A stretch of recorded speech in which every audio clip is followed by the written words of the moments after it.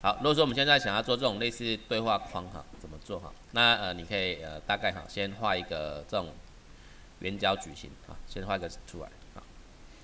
那画出来的话，我们到时候这里的话可能填色不用哈，那我们就是给它笔画颜色就好了哈。那这里的话呢，我们先让它干嘛？有这样尖尖的效果出来，对不对？好，那你看到、你到时候就是要增加什么这种描点，才有办法拉出去哈。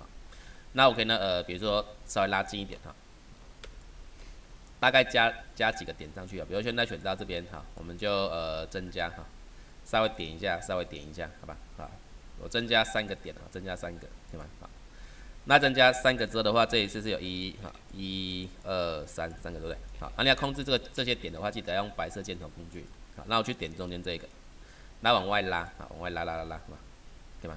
好，这样就拉出一个那种尖尖出来了，可以吗？好啊，所以我们定这2个就是让它干嘛不动的地方。那这是要移动的地方 ，OK， 好，所以大概这个是一个方法，好吧？好，来，再一次哦，这种比较圆角的，对不对？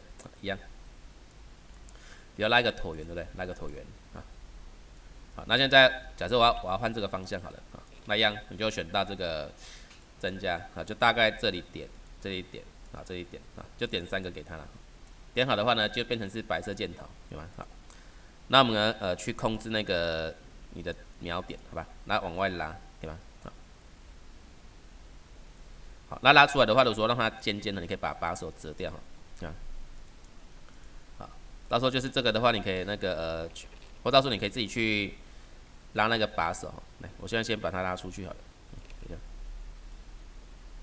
好，啊之后你可以去控制这个转折点哈，好，可以让它尖一点哈，好，这个可以控制它把手，就变成说你可以按住Auto 的话去折那个把手了，可以吗？好，那你折那个把手的话，它就会看起来比较尖尖的感觉出来。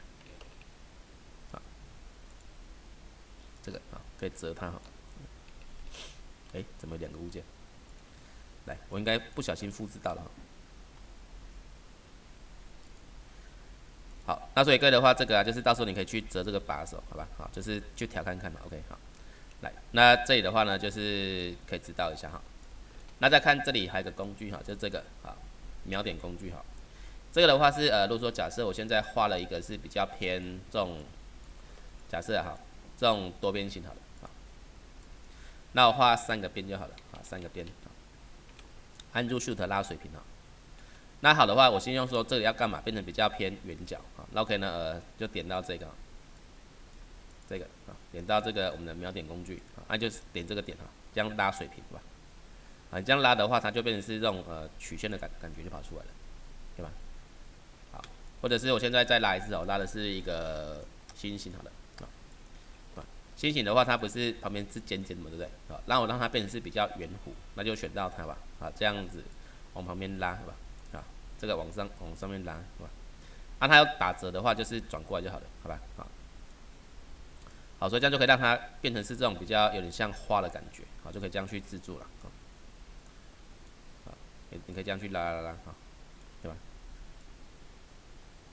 好，这样可以做个造型出来 ，OK 吗？好，就是这种尖尖的地方了哈，你就可以用这种方式啊，让它变成是这种比较偏曲线的感觉出来。好，OK，好，来，那个的话，这里就是再把这几个啊，好稍微试看看，好吧？